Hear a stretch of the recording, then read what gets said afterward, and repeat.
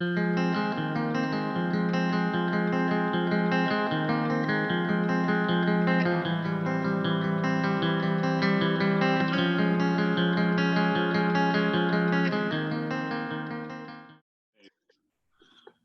right.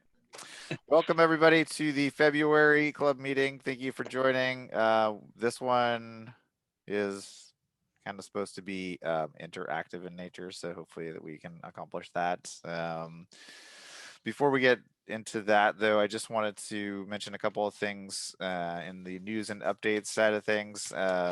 So first of all, there's these meetings as well as some other interviews and things like that are on Podbean and Spotify, so you can find them in podcast form there, or you can see the recordings of these on YouTube. So we try to post those up right after the meeting, right? So if you want to rewatch that.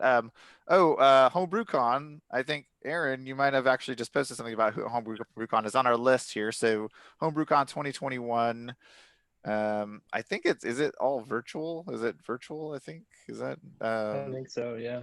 Yeah. Most indications are it is. So the payment due date is March 3rd, and then the shipping. So if you want to get an entry in there, you have to do it by March 3rd, and the shipping window is March 29th through April 9th, and I think you can find more details on the website about that. I didn't do it last year, did it 2 years ago. I think Stuart, Bob, I don't know if anyone else has entered before, but I found it pretty useful. The feedback on the judging forums is usually pretty good. Now, debatable about whether you get different feedback if you entered. I don't know, has anyone here entered different beer, the same beer in different categories, like the alternative grains and then the originating style category? Has anyone ever done that? Because I think sometimes you get different feedback. Good. That would be a good, interesting test. I think actually Ken, who just entered in and won or placed in War of the Works, he was saying that I think he placed the same beer in an alternative grain and just a standard and New England category, and I think he got interestingly different results.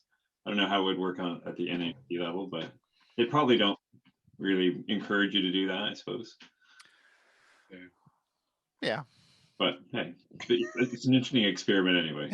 I think it is important, though. I think it really is. You know, you should really consider entering it into regular categories, right? I mean, specifically because like you could actually do well in a category that not a lot of people are submitting in, number one, right?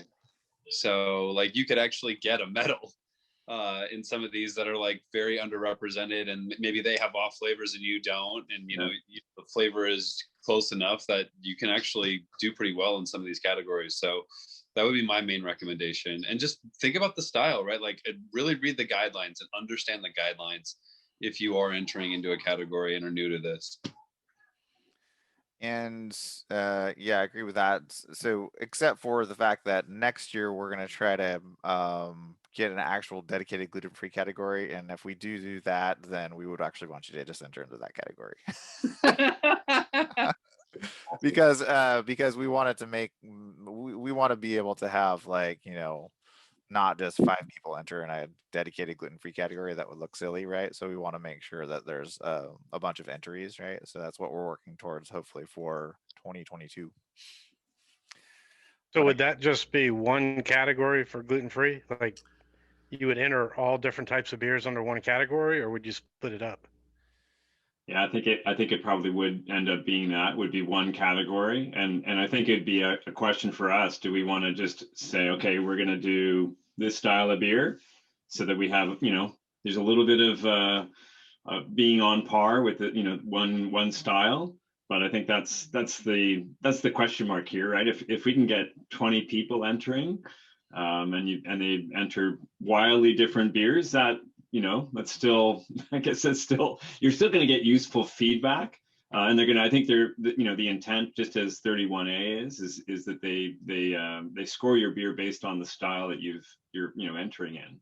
So that, I think there's still some validity to that, but yeah, it's something to think about. Would we want to say, hey, we're gonna do whatever, any New England IPA or something else? Kolsch. Kolsch. Vienna Lager.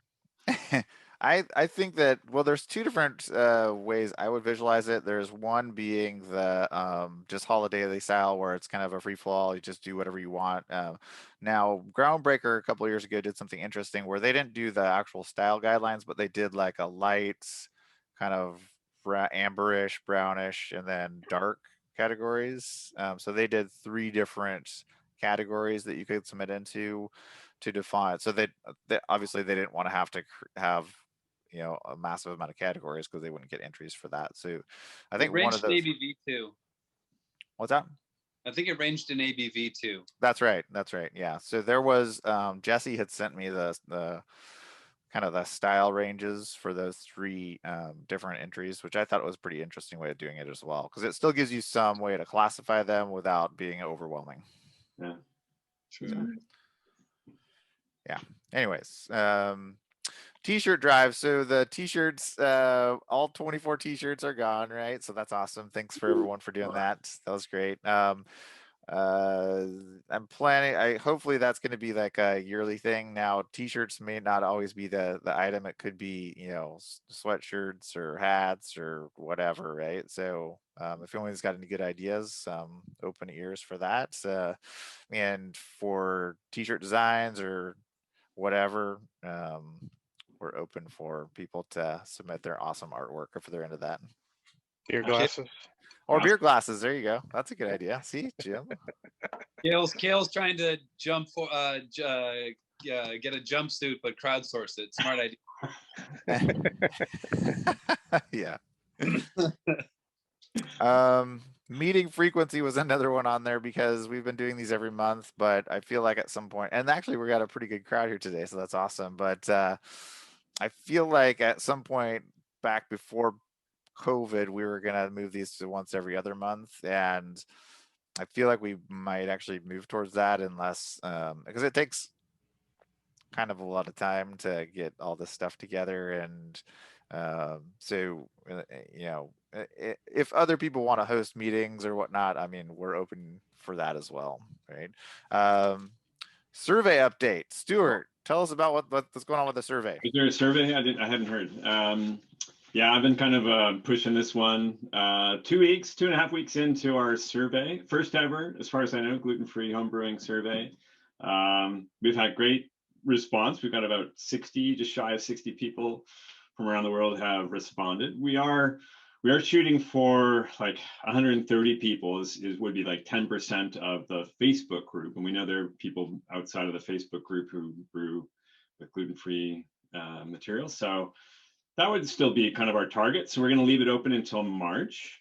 We've got some prizes. So a couple of people have won prizes. We've raffled off a T-shirt to somebody. We had a Brewer's Friend premium membership that went out to somebody last week, which is cool.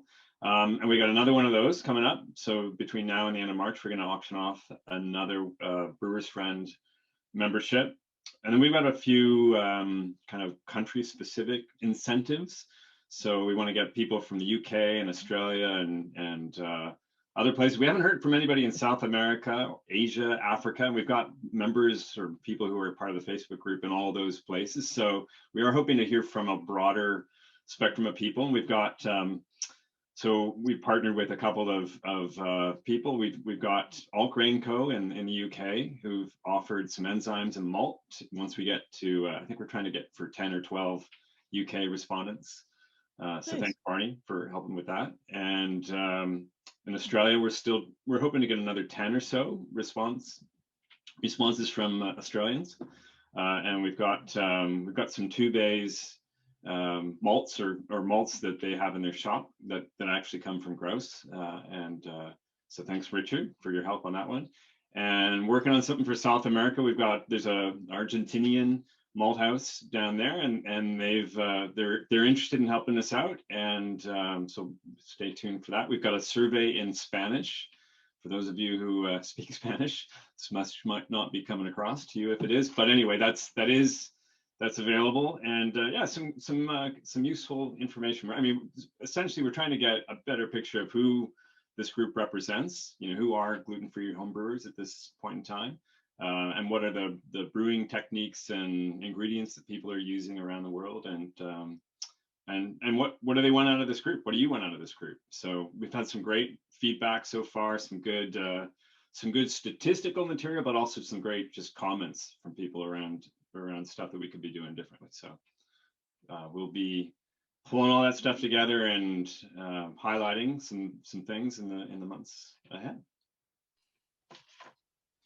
Thanks, Stuart. Oh, and in terms of another thing that I wanted to mention that we're trying to have other parts of the world more interactive in the club, and in regards to that, we have a large contingency of members that are in the UK or in the European region, and then also in Australia, there's a big contingent as well. I know there's no one on right now from there because mainly of the time differences, but we are looking for other people that would like to have maybe an admin level responsibility within those regions to maybe drive more interaction with those groups. And I'm going to be posting that up to the Facebook group as well, and so hopefully we can find some other people within those regions. And if anyone is super interested in like us usurping a lot of their time for free, hit us up. No, yeah, we definitely could use all the help we can get. So with that said, we have kind of a free-form meeting here that is about planning / troubleshooting, and so Stuart and I spent some time going over some tossing some ideas around and do some notes and whatnot. So we have a little bit of structure to this, but we have some folks that haven't been on before, and if you have questions before we get started, specific to that, before we start rattling on and asking questions. So does anyone have any questions or any kind of recipes they're working on up front that they wanted to talk about? No? Yeah. Okay. So Stuart, I'll let you kick it off. Yeah, well, so one of the things that I think we're hearing a lot from people, and you see this in the Facebook group, and you see it even in the survey results. We got people who are really just starting in on gluten-free brewing, who haven't got any kind of experience. They're not coming from a barley world, and they're just converting over. That they're really just starting out. So I think one of the first questions, just to keep things simple, is how do we, if I'm a home brewer or an interested home brewer, I've never brewed before, and I know I want to brew gluten-free, what do I have to think about? Where do I start? I guess that's the question as an opening question for this panel. How do I go about it? What are the things that I need to think about? Equipment or ingredients or recipes, that kind of stuff. What does the group think here on how to get going? I'll just start off because I just want to jump in. So when you talk about brewing in general, it's like there's a lot of standard operating procedures for brewing that are out there. But I think when I first started brewing with gluten-free, I was always wondering. The question was, well, what's different about this than regular, right? So that was, to me, it was like, does the equipment have to be different? Am I supposed to be doing something different? Did I screw something up? That's usually the first thing that runs through my mind.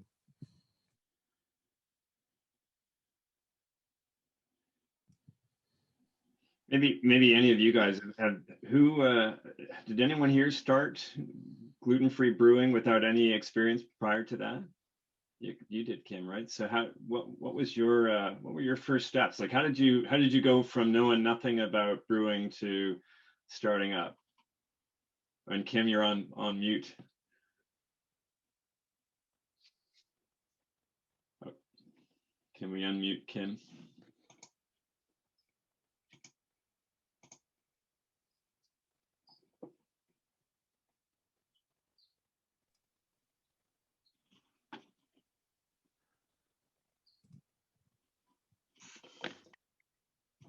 It,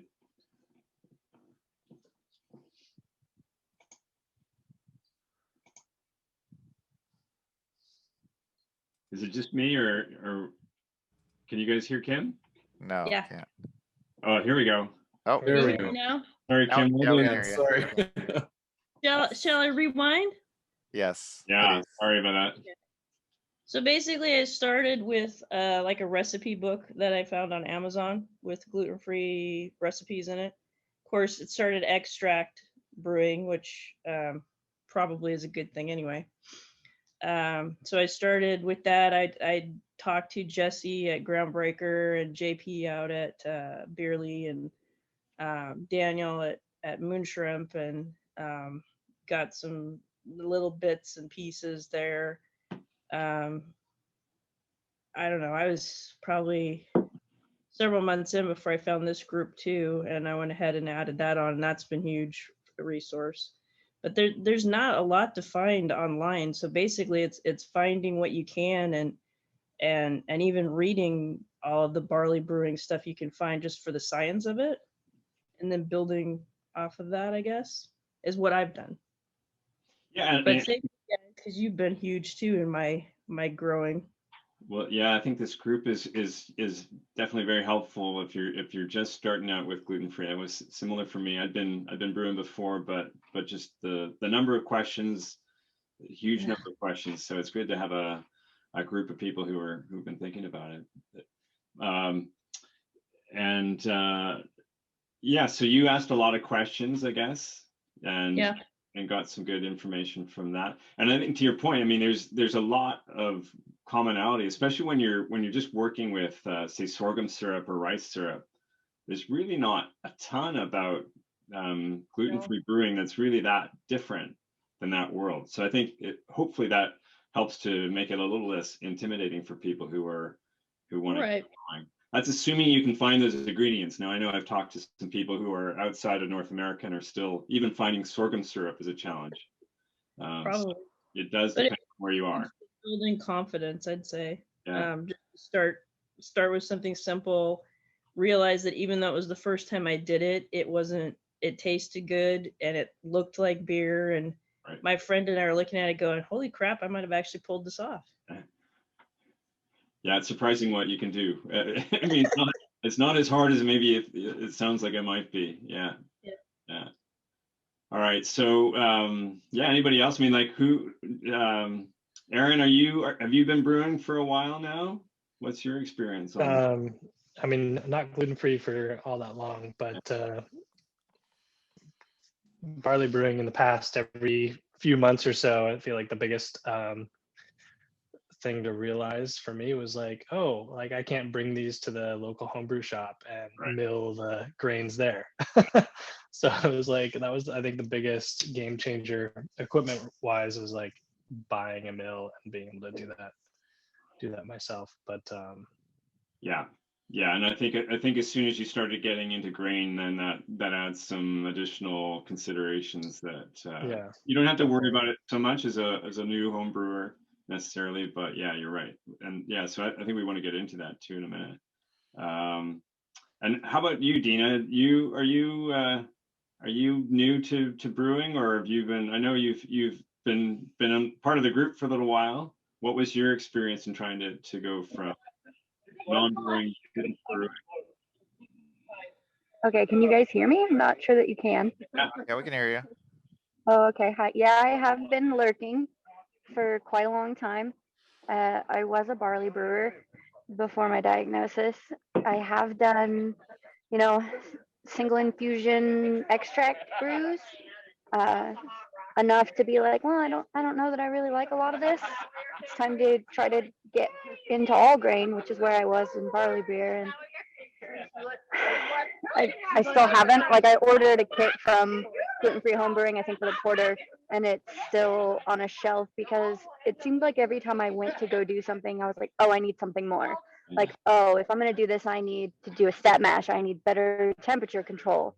And then it was like, oh, well, now I have to mill these grains. So now I need to go do a whole bunch of research about a mill. And so I got the mill and I got an anvil kettle. And then it was like, oh, if you ever want to use the mill with certain grains, well, then you're going to need to get a corded drill. And also, these enzymes are new, and so we're not really using these ones anymore. You should try out these ones. And so, like, I feel like I'm sitting in a very confused place, Uh, and I probably should be making beer, but I'm not. yeah. I That's think where that I'm at. is a challenge with, I mean, like, it's probably why the hobby keeps pulling people in, is because you can keep going to different depths, but sometimes it can work against you, I guess, in terms of just making it just seem more difficult than you're ready to take on. Yeah. Yeah. Yeah, I feel like, yeah, the more research you do, it's sometimes it's actually better to not go too deep down the rabbit hole once you first start. Just get brews under your belt and Yeah. then really start to explore with the space from there. Because like really and truly, like between different malt profiles, like just going through the different flavors, you could create like a 90-10 with, like whatever base malt or base whatever you choose and throw in whatever character you want, and you'd have at least like 70 recipes to go off of just doing that alone right there. Right, I think there is analysis paralysis because of the element that there is so little about that, so then you consume as much as you can, and sometimes you can bite off a little bit more than you really should chew really at the beginning. Right, like my advice to any first brewer is like, oh, did it ferment? Hey, beer. Yeah. Yeah. Right. Relax, have a home brew. You're good. Yeah, I agree. That's actually on the list. It's funny that you mentioned analysis paralysis because that's 100% what I was thinking. Or also you could say perfect is the enemy of good, right? It's like just, y- w- I think that you're better off just going for it, and then if it ends up, the likelihood that you're going to make beer is very high, right? So it might not be perfect, but you're going to make beer, right? It's like cooking or baking. You can tweak it later, but you got to get started first. Yeah. Exactly. Yeah. Yeah, so I mean, some of the ingredients for beginner homebrewers, beginner gluten-free homebrewers for that matter, you can find even in your local homebrew shop, right? I mean, sorghum syrup is not as difficult to find, at least in North America. Now I know I've been talking to somebody in South America recently, and they're just scratching their heads, going, "What do I work with? I can't even find sorghum or rice syrup." So we are a little bit lucky here in the U.S. and Canada to be able to find those ingredients. But again, you don't have to necessarily send away for that stuff. If you're on this continent, you generally can find those pretty close by. You got dried yeast to work with. There's lots of gluten-free yeast in your homebrew supply shop. Hops. Pretty much all you need is pretty readily accessible. But Kale, how would you step that up, I guess, without getting into all grain brewing? Yeah. What are your thoughts on how would you, well, let's see, sorry, even before we go there, what am I going to brew, or how do I know what to brew? Where would I look to find a recipe, even for the simplest extract-based gluten-free beer? I mean, the best, well, a couple things. So, the best repository of recipes from a gluten-free perspective, right, is Gluten-Free Home Brewing's list of recipes that they have on their website, which is great. But I mean, you could really theoretically take any glutinous extract recipe and just replace it one for one with white sorghum syrup, right? And just know that you'll end up knowing what that sorghum tastes like when you brew that first beer, right? You might want to change that after that point, but if you just do like a yeah, I mean, if you just do a one-to-one replacement, and back to your whole point about availability of ingredients in North America, like sorghum syrup is literally the only fermentable that's available at my local homebrew store that's gluten-free, right? So that, hops, dry yeast, I mean, that's all something you can grab from that homebrew store. But I would say, you just take any recipe that's an extract recipe, and it doesn't have to be gluten-free, right? You'll get from that recipe, even though it's probably going to be a little bit different if you're brewing with sorghum syrup, but with the hops and the yeast, then you get an idea of what is going to happen with that beer, right? So if you want to make something that's, you know, lighter or darker or this and that, then you start talking about adding onto those flavor profiles by maybe adding some grain into that, but not necessarily for the fermentable sugars, maybe just for the flavor aspects of it. Yeah, absolutely, right. You can steep grains in your extract wort without actually having to worry about enzymes. So sometimes people get confused about, what kind of enzymes do I need if I'm using extract? And you don't. That's the great news is you can keep it super simple with extract, with sorghum, with rice syrup, and really let all those other ingredients work together. I think it's a great idea just to even get that baseline. You know, people do talk about a sorghum flavor, the twang, if you will, and you know, you can. I think it's worthwhile just knowing what that's like. You know, there are ways to address it. I would argue that, you know, we should really do a couple different treatments with sorghum, right? Like, I'd love to see what happened with extract with high fan, nutrients added, sorghum without any nutrients added as a control, and then doing the same thing with the malted version of sorghum and seeing, you know, maybe we just use like a cascade hop as so we keep the hop profile the same, same yeast profile, like a SO5 or something like that. And I'd be really curious to see if there is something to do with yeast, or if there is something that is done with, the fact that the syrup is typically made with, do they use enzymes when they're making the syrup, or do they use the endogenous enzymes from sorghum? Yeah. Not sure. I think there was that someone on the phone who was calling in, had a comment on, I heard blonde and pale lager.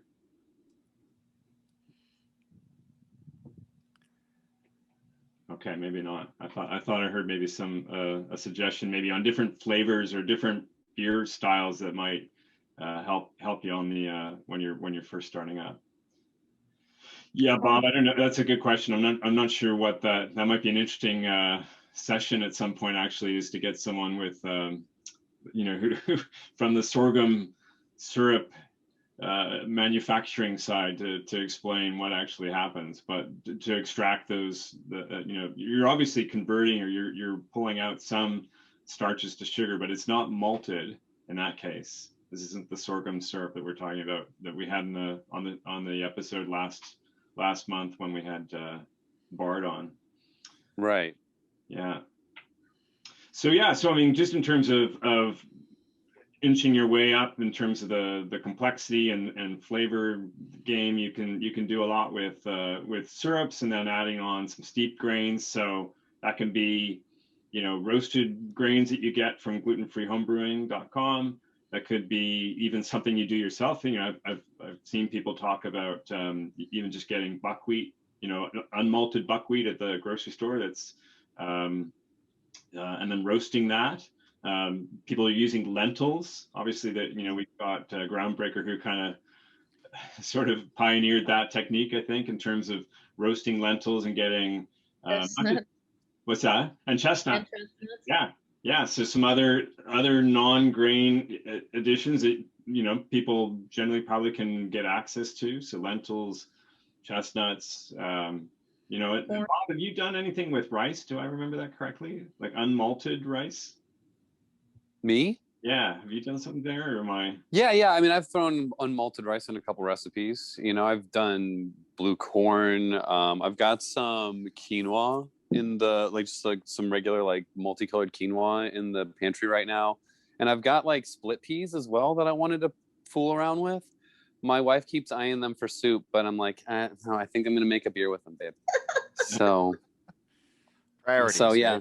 Right? Priorities, exactly. I'm curious because the pea protein is being used so much in protein powder isolates right now. So I'm curious if there is some element that peas could bring in terms of head stability, but I'm curious that the color and the taste is probably going to be like with carrots, where it's just so like earth that it might not really be worth its weight. Well, that's I mean, on the topic of head retention, Patty's Day. Yeah, it would be. You know, if you could make a green split pea beer, I mean, like, hats off, right? Like, please do this.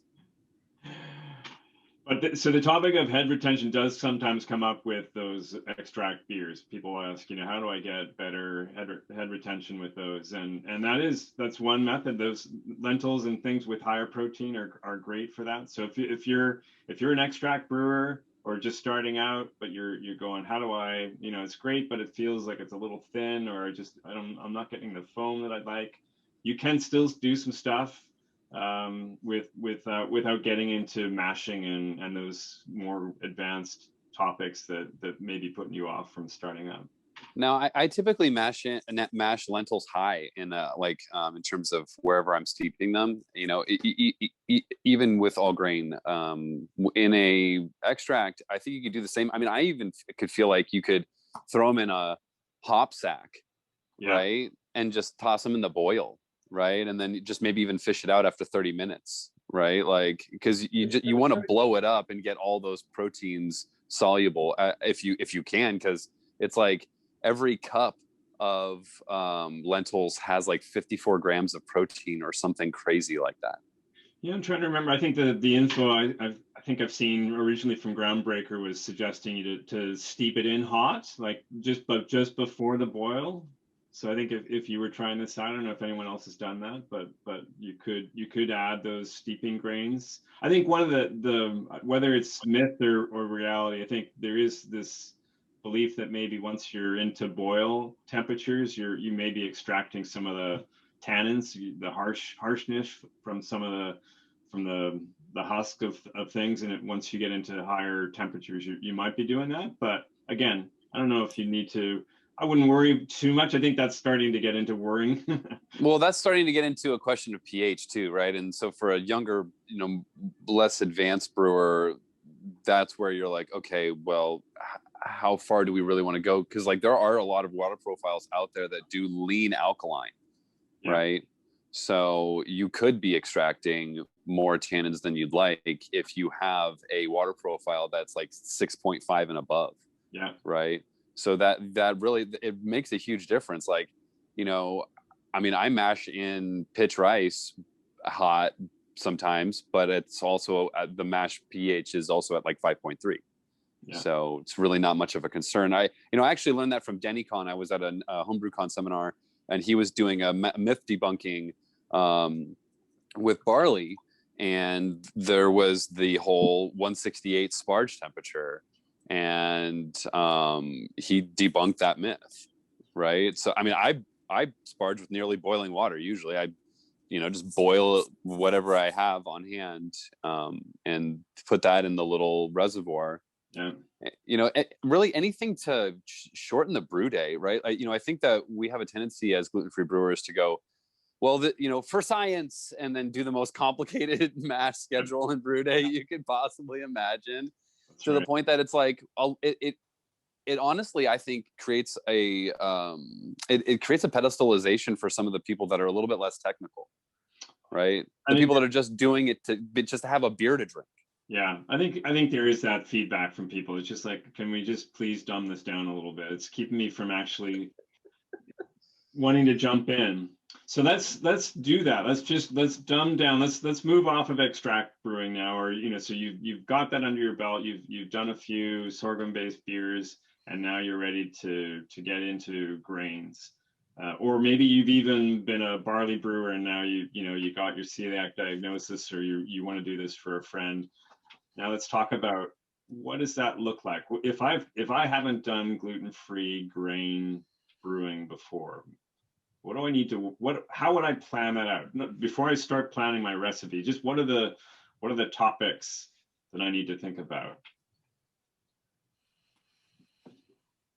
Well, if you've brewed with barley, you should change the hoses, really. Okay, yeah, so maybe let's touch on that, because that does come up a lot. In fact, it came up today, I think, with somebody who's just joined the group, and they've been doing brew in a bag, and now they're looking to switch that to gluten-free grains. So say that's your path. What would you guys suggest that this person get a new bag? Get a new bag. I agree with that one. Yeah. Yeah, if they're milling their own grains, then you have to worry about that mill too, right? So Yeah. that's important. That's a big one that comes up a lot, right? It's the mill you've been using for barley, assuming you're not doing it at your local homebrew shop. If you've got your own and you've been milling, yeah, I mean, I think there has been a lot of discussion around that one. You can take your mill apart and really scrub it down. That is a possibility. The gluten-free grains do tend to have different milling requirements. So I think a lot of us probably have also looked at new mills just for that reason alone, but that does help with the sanitation or the cross contact consideration. I have one from KitchenAid that's actually really good with millet and some of the more friable malts. I had to like fish out the grain particles with the oat malt as well as the rice. So it's not really, an end all be all, but I have found that the Ninja blender is a fine substitute oftentimes with certain malts. So like, especially rice, because it is so densely packed, those like starches and amylopectins, and the husk is pretty robust. So you got to break that up. But you don't want to turn it into powder. So. Yeah, that's a whole other topic into itself, milling. Sorry, were you going to say something, Kim? I said you don't want flour. Yeah, that is a challenge. Just understanding how fine to grind your grain. There's some great articles on that, by the way. So I know we've had discussion on the group, but Aaron at Otherwise has a great blog post on grinding, and if you're trying to figure that part out, go have a look at that. Okay, so we've talked about, replace your bag. Think about your mill. What else? What other, just on the equipment considerations? I think you mentioned Anything tubing. plastic? Yeah, plastic. Where Yeah, pretty much anywhere where it might be where stuff would collect or it's hard to clean out, right? Surfaces, the sides of stainless steel are pretty easy to deal with, but once you get into pumps and things like that, you do want to take some extra consideration there, especially if you're doing this, if you're not just switching over to gluten-free brewing, but actually kind of interspersing your barley and gluten-free batches. anything that's not super expensive, right? And then you have to think to yourself, do I really need to replace this, right? True. Hey, on the milling front, am I wrong? I think gluten-free homebrewing does offer pre-milled grains. Or is that maybe just in kits? No, they have one of their kits. I believe they started pre-milling the grains for them, but I don't know that they do it other than For the bulk. that kit. Not, I don't think he does yet. Okay. He does also have a tutorial on the grain fineness too. You have to be a licensed brewery to get it milled from the producers. Because with contract brewers, that's how we do it. So we avoid having to buy our own large scale mill for the contract brewer. Oh, so you are getting your grains from Grouse and Eckert pre-milled? Yeah. And we also buy our rice hulls from Eckert to ensure that everything is 100% gluten-free as well. Interesting. Okay. Yeah, I mean, even though like I would technically trust those big bales of it, you never really know if it's being stored in a facility, and like so the outside of the bag could have a bunch of dust on it from, a place that is malting and milling various barley grains and things like that. So I think it's a smart consideration because it's basically the same price. Yeah. So and he's usually just going to throw the hulls away because he does a lot of dehusk. At scale. Dehusk is a really great idea when you're using rice. Okay.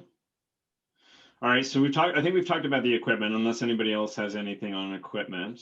Okay. So now let's think about how do you keep this simple for someone who wants to get into all grain gluten-free brewing? Single infusion. Right. I would suggest to find the simplest base, whatever it is that's easiest for you to source. Even if it's like sweet potato, right? Or white potato, whatever it is, like that could be a base, and then add your character. A lot of these characters, when you get up into like the 1.5 or even past half pound for certain character malts, you can get so much robust flavor out of it that, you really can pepper in a couple and go to style so quickly. You also will oftentimes be able to add that residual, whatever you're looking for, by the use of something else, right? So, maybe say it's sorghum for you that's easiest to source, right? That's highly fermentable. You're going to want to add some sort of a maltodextrin or some sort of a raw malt when you're working with something that is that highly fermentable, so you get the residual body, so that you can stay within style guidelines of certain flavors that you're aiming for. Other than just settling for it. It's like, hey, I set out to make a pale ale, but this is really not a pale ale. So it's a good troubleshooting suggestion, actually, just to have that other sugar source on hand. If you're not having to, so say if you're just starting out with your first all grain mash, and you don't hit your numbers, you end up at the end of 90 minutes or 2 hours, and nothing's moved, and you basically have starchy water. There are a couple of things to deal with, but I guess one solution there is adding some sugar in the form of sorghum extract or rice. Oh yeah. I mean, I've done that. I mean, I'm sure, like, if you don't have a can of sorghum syrup, I mean, that's like always like my go-to. It's like, oh shit, didn't hit it. So Pure there you go. insurance right there. Yeah, and This I has know, like half a can in it. yeah, totally. Yeah. So it's like an easy way. That is an easy way to, I mean, you're gonna get the flavor from the grains if you had grains in there, but if you didn't hit your gravity and you still want it to be a certain gravity, I mean, that's the easiest way to get up to gravity, and you're still gonna have that flavor profile from those grains, right? So I had that happen to a stout, and I missed it totally. It didn't ferment out, so I made the mistake of adding enzymes to the fermenter, and oh it yeah. it kept going. I think it stopped at 15.9%. Yeah. Wow. Nice. It's called a knockout beer, right? It is. I don't even know if it's going to carbonate. I don't have caking right now. I got rid of all the caking stuff when I stopped barley. I was gonna say, send me a bottle. Yeah, yeah. I bottled it up about 3 weeks ago. So I like one bottle wonders. Maybe you'll wind up on this YouTube station. Yes, we have been putting any and all homebrews sent to us on the YouTube show. So if you want some instant feedback, we are super tasters for certain flavors. So like if you're like, oh, hey, I noticed that somebody said that there might be something in here. What do you guys, can you pick up anything? So like there's very specific flavors that we seem to be able to tune into on various beers. So we'd love to help out in any way we can. It's good to know. Cool. Yeah. You don't have to wait for comp. Just send it to Bob. It's really for Dominique, right? She's a super taster for diacetyl, specifically. I actually can't taste diacetyl as well as she can, but I can taste chlorophenol like in the smallest quantities, like at all, right? Like, so if somebody says, oh, hey, I get a little Band-Aid on this, right? I would be able to tell you immediately whether or not there is that vinyl taste on it. We had to become super tasters for it. We actually had a batch of our commercial blonde beer get that. It was probably an infection of some sort that led to a trapped gas.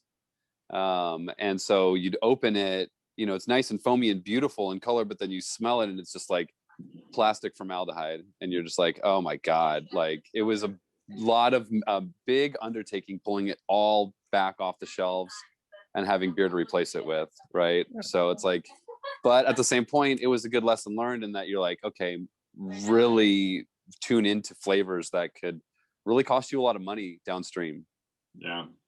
Or don't drop your Band-Aid in the fermenter. Whatever it is, right? So we've really focused in on it. Like, you have to look at a lot of different things, right? So I think what we found one of the biggest culprits is how fast you turn the municipal water faucet on. Right? So if you let it come at a trickle, your water filter actually works, right? But if you turn it all the way on, there's no filtering, right? So you're going to get any and all extra whatevers that are in the water, so it'll mess with your water profile. And then there could be other things, right? Like, so the things that you don't think about, that a lot of breweries sometimes do, sometimes don't. Sometimes they rely on the CIP system, which is a really bad idea. You really need to clean every single port religiously and thoroughly, right? So specifically the carb stone, right? That is one of the things that is it's easy to clean one part of it. It's hard to clean the whole thing with your CIP. So you have to pull that out and actually like steam clean it every single batch. That's really the only way to make sure that you're going to have an intact, clean flavor profile with every beer. Even if you're brewing the same beer and it's always full of wort, it'll mess with the flavor profile within like 2-3 batches. Always clean like boil. Like even if you have a homebrew carb stone like I do in my system, boil it like every time. So let's just go back to something kind of on the simple side for people who are moving into all grain brewing. What are the thoughts on, for one, equipment? We haven't talked really about that. We talked about maybe, for basic brewing what you'd need. Is there a simple way to get into all grain that you guys would recommend? Brewing a bag is probably the simplest and easiest way to get in. You really just need the kettle and a bag, right? So yeah, exactly. I would agree with that. Yeah, huge. It's yeah. If you've got a big pot, if you've got a leftover keg from a college party, and you've got a friend with some metal cutters, that's always fun. But at the same point, yeah, if you got a spaghetti boiling pot, you can get going. Yeah. And even in addition to that, you can start out like as a sorghum beer with steeping with specialty grains, so you don't have to worry about enzymes or this and that. You can just get you could do brew in the bag, and just your first attempt, hey, I'm going to mill these grains, or maybe I'm just not. I'm just going to dump them in a bag and steep them in there for like a half hour, right? So you could kind of incrementally get yourself to going towards all grain with that kind of brew in the bag method, right? And then at that point, once you've experienced that, maybe the next step is, hey, I want to go all grain. I want to use these enzymes, yada yada yada, right? But I definitely agree that the brew in the bag is definitely the easiest way to get there. Yeah, and you can use all those different enzymes with a brew in a bag, and even just a simple single temperature infusion, right? You can. I think one of the best solutions I've seen recently, a lot of people are moving over to Ceramix Flex is one of the sort of cocktail enzymes, and you can even just use that in a bag and a single temperature. And Aaron again from Otherwise had some good suggestions on temperature. It might vary depending on which grain you're focusing on. If you're using a lot of rice, you might want that temperature might want to be a little higher than if you're using millet primarily. But yeah, you can extract sugars from those grains with one enzyme at a single temperature, and wrap up your brew day, or at least your mashing in an hour and a half. So that there are some simple methods to do it. We like to complicate things with different techniques and options. I think we're all trying to figure out, what's the best end result. But there are some pretty straightforward ways if you are just making that move. It doesn't have to be that complicated. No. We've got about 10 minutes left. Kale, do you want to move into anything more complicated than this? Well, so we had an outline that we haven't really even gotten a quarter of the way through that outline, to be perfectly honest with you, and we obviously don't want to have like a 3-hour meeting that you guys sit through. Like, you guys don't have enough beer for a 3-hour meeting, I'm sure, and have other things to do, right? So I think that what do we want to do? We were going to go over like some of the recipe creation tools like Beersmith and Brewer's Friend. Maybe we can do those separately as separate recordings. Yeah, those could be their own show for sure, because especially Beersmith, there's a lot of power and functionality, but you have to really understand some math elements to really, I think, dial stuff in. And I think I got Ben to maybe be able to do that maybe sometime later in the next month or so. Are you cool with that? Yeah, okay. I'm down. Yeah, and so I guess, like, generally speaking, we could talk about like what would be the next steps, or how would you get to, and we don't have to talk about the specific online tools like Beersmith or Brewer's Friend, but like creating a recipe if you're just starting out, what is the best way to go, right? And in my mind, it's either, get just a straight up recipe kit, Hmm. be it something from Gluten-Free Homebrewing, which is great. I mean, those are great things. Or taking those other recipes, like I said, that you can get in other books like How to Brew, the Complete Joy of Home Brewing. Those are the ones I looked at and just, and then try to find what the replacements are for those, barley specific grains and whatnot. And then soon to be Bob is creating a book, right? So I'm sure he'll Yeah. have example recipes as well, right? So A lot too. I mean, and I would love for people to send me beers with the recipe so that I could give flavor descriptions as well as brewing guides for these special beers and how they were made, and they can be featured in the book. Hey, just staying on the kits thing too. I mean, if you're outside of North America and you're watching this, there are other people making kits. Then That's true. the Right. Two Base sells a bunch of different malt kits, so you can look to them. They're not just a brewery; they actually do have a malt shop, and there are some kits in there. Nutrinco, which is the company in Europe. So if you're in the EU outside of the UK, Nutrinco is the one of the distributors for grouse malts, and they're actually looking at maybe doing some kits in the future. I'm trying to think if All Grain may or may not do kits at this point. I know they've got mostly their own pale millet, and I think they've got a Munich millet.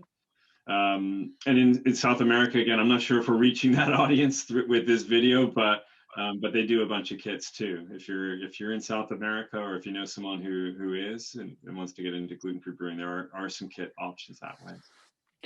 I think we should talk a little bit more troubleshooting too, right? Because it's not just the mash regime that could go wrong in a brew day, especially with gluten-free, right? Like, Yeah. Malt and powder falling through the bottom of your false bottom, especially if you're using a single unit, right? Like a all-in-one system, right? Like the Anvil or the Grainfather or some of these other ones, right? So, I mean, there could be troubleshooting there, right? There could be troubleshooting if you're using 3-vessel, right? There's a lot of different considerations, right? Like I've had pumps clog on 2 different instances, right? One of which I had to actually take the whole pump apart and take the clog out and then put it all back together, right? And then there was another clog that I was able to just hook up the CO2 hose to it and just blow it out, right? So like there's other things that that could be considerations when you're looking at stuff like this. What to do if you get a stuck mash, especially with buckwheat and some of these other high beta glucan content grains. Yeah. We were throwing around whether or not troubleshooting was actually a whole separate meeting than the whole planning, to be honest with you. So, but those are all great points. To me, there was 3 points that I wrote down in order that were how to have a successful brew day. And the first one was creating a checklist, and that could be a checklist via some of these online tools. I know Brewer's Friend generates one for you. You could just write down your recipe in a notebook and have a checklist of what you're going to do. If it for me as well, it's gathering all of my equipment the night before and making sure I have all the ingredients and making sure everything's ready to go. Because in my setup, I don't know about everyone else, I don't have a specific dedicated place for all of my equipment, and it's not always hooked up. So it's literally like stored in a shed, and then I have to bring it all out and back and forth every time, right? So the last one is if I got any kind of new equipment, or I just want to make sure things are working correct, doing some sort of water test beforehand, especially if you have anything that's you're adding to your brewery. I think it's really important to do something like that beforehand, to mitigate a really big disaster, right? Clogged pumps, man, those are the worst though. Yeah, clogged pumps, horrible. Well, I was also going to say, like, to talk about Dina's situation, right? Like, maybe she got an enzyme or two. Well, like, maybe say she only got termamyl, right? But now there's all these other enzymes out there. Well, what do you do if, right? Just to get started, just to get a brew under your belt, right? you could do something where you do a rising step mash that doesn't exceed 168. So you actually use some of the exogenous, say, millet, that you have, the enzymes in the millet that you have, right? So you can, that's what I was doing before I really even had understood, and this was before Gluten-Free Homebrewing had really dialed in their reverse step mash while using termamyl and cbamyl, right? And so there's, I think that there's some things where it's like, maybe you only have powdered alpha amylase, right? You can still make good beer with that, right? And it's just really kind of figuring out how to do it. Yeah, maybe you got to spend a little bit more time. Maybe you'd be a little bit more meticulous if you're still using the stove and not like some sort of temperature controlled unit. But you can achieve these things, and you can also achieve them by the use of, like, say, different degree waters that you're striking in to do these steps to get to these temperatures.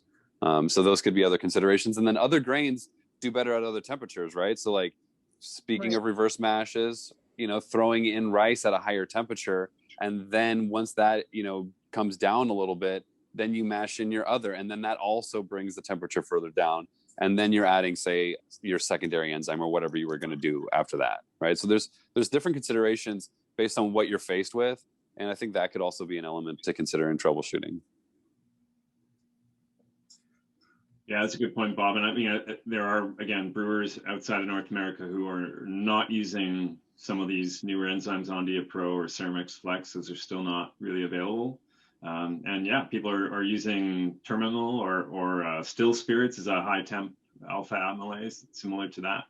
And yeah, I think you can make great beers, and making some of those adjustments that you're talking about. You can find enzymes in some other products too. And you've talked about sweet potatoes, and that, there's even something to be said for that. But yeah, I think there are some ways you can keep it dumbed down without feeling like you don't have all the right stuff. I think, going back to what we were saying in the beginning, just getting brews under your belt and figuring out what went wrong and correcting from there and adjusting and deciding what you're going to do next, that's super valuable. There's no replacement for experience, right? I think we were talking about this before, right? Before in a pre-meeting,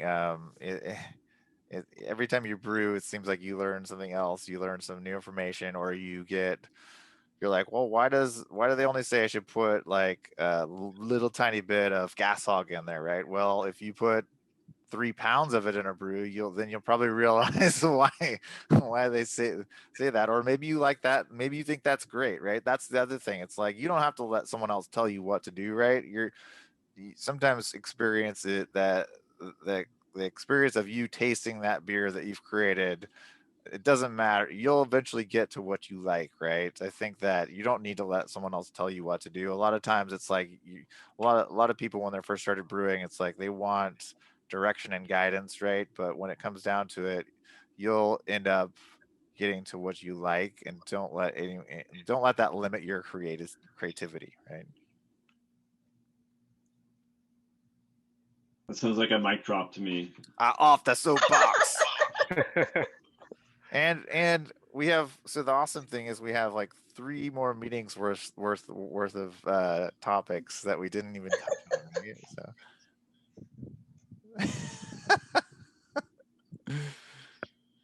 So the other thing about meetings is if everyone has any, like, if you guys don't want us to be droning on and on about planning or this and that, if there's something that you find, I know that in the survey, that was a big thing about the survey, was what do you want to hear about? What do you want to talk about? How do you want it to be really super interactive, right? I like this meeting because it's very super interactive, and that's great. Sometimes it's nice to have guests. Sometimes it's nice to have a slide deck to go through, but we don't want to do that all the time, right? So Don't get stale. yeah. And if anyone wants to send me free beer, Ben Fowler, thank you so much, then I will totally accept that as well. Yeah. I just need to start telling people I'm a super taster, and then, like, I can just get a bunch of emails to me.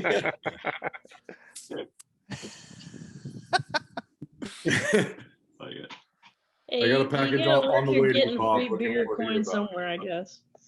Yep, there we go. See, I will super enjoy tasting free beer. It always tastes better when someone else makes it. Yep. Yeah, well, yeah, maybe. Depends, Maybe I'm a So- super tester in training. I need lots of practice. Yes. Exactly. So I guess we're a few minutes over. Does anyone have any other things they want to throw out?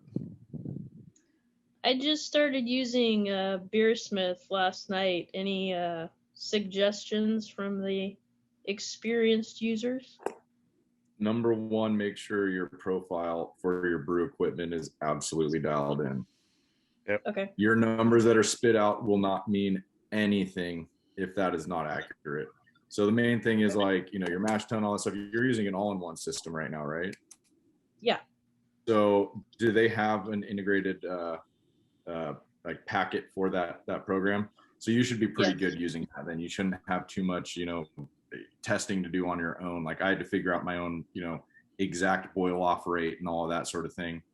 But yours should be pretty accurate, unless you're not at some crazy altitude that's different than what they're I'm not in Denver. Oh yeah, so there's an adjustment you can make for that for sure. But that would be the my grain, how much the grain absorbed, how much water grain absorbed. That seems to be a little bit different than what the defaults were in Beersmith. But yeah. So do you? I was actually, that's a great thing, because I've noticed that a lot. It always says, "Oh, sparged with this much water," and I'm always like, "God damn it, it's not enough in the kettle." So what did you add your grain absorption rate to for using gluten-free grains? Obviously, there's 4 different grains we're using, but yeah, that's a good question. I think it probably really does depend on what predominant, what ratio you have, right? Yeah, right. Because I think it's one number. It's just one number as a general setting in Beersmith. So yeah. Gotcha. Yeah. Okay. I think it is. I think I'm probably just tweak it a little bit up. Yeah, I think you get, but to your point, I think it's really important to get your basics in there, for your equipment. If you're doing brew in a bag, it's totally different than an all-in-one system or whatever, or a cooler. But then once you've got that, then I would just kind of adjust as you observe what what the outcomes are. You may just have to keep tweaking it a little bit. Okay. And of course, things like what the PPG, what the potentials are for your different grains. You can. I think there have been some. I know JP had some Beersmith grain profile information that I think I originally used to just sort of dial that in. But again. Depending on what your experience is, it's either your extraction, potential, in the when you're setting up your recipe, or it can be that'll show up in your efficiency. So you may, if you're getting 120% efficiency, you're probably your grain potential is probably higher than you think it is. Okay. Good to know. Yeah, like if you're using starting to Omnia, lay you're out a gonna want to recipe go through last and night up for those ice numbers and stuff. I haven't made a New England IPA. I thought it sounded interesting and less bitter than IPAs, which I know this might be sacrilege, but is not really my bag. Oh. And you're a West Coaster too. I can't. I know, right? Yeah, Kim, you must be really confused. You're a West Coaster. You need all the breweries only have like. I live close to Portland. IPAs. We'll just call it weird because Portland's weird, right? Take out your Pacific Northwest card and rip it up. Here's one question. Dave is not able to chat, but he says, "Is there any word on the sorghum, the malted sorghum extracts becoming available?" Now, I don't know anything about that. Brian Newcomb, who's not here with us today, would probably be the one, because he would be the one that would be, I think, getting that from Craig Belser. Well, they're working on it, but it's not available yet. Was the impression I got. Yeah, I think it's locked this space, I think is what I understood from that. I think it's in the works. Yeah, I'm sure that when that happens, that we will know about it. There'll be a billboard somewhere. Yeah. I think they're gonna have one hell of an initial purchase from everyone. Everyone's gonna go get a few cans, I think, right off the bat to have in the old garage. Yeah. Yeah, so maybe we'll be able to get some more information from Brian next month or two. See what's going on with that. That sounds pretty fascinating. So, all right. Well, Around.